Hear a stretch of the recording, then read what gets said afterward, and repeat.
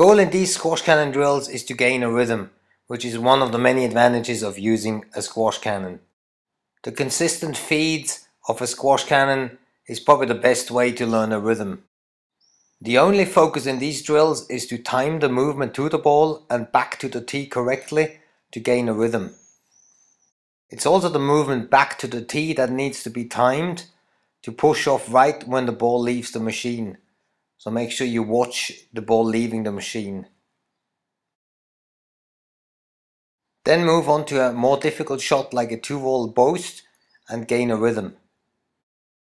The movement to the ball should be timed well enough so you can make the last step right before striking the ball, which will then help you recover back to the tee.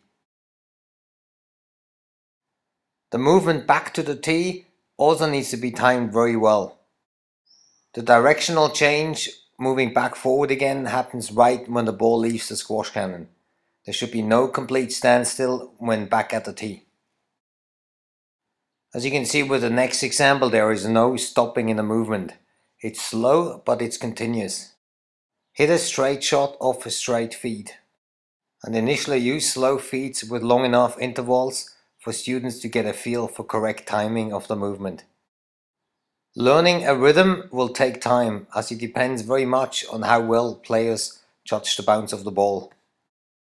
Next, a cross-court coming off the sidewall tends to be a difficult ball to judge, and it's a very good test if a rhythm can be maintained. When working on a rhythm, make sure to warm up the balls to about equal temperature to get the same bounce every time. A good timing to the ball will get you in a well-balanced position to be able to recover easily back to the middle.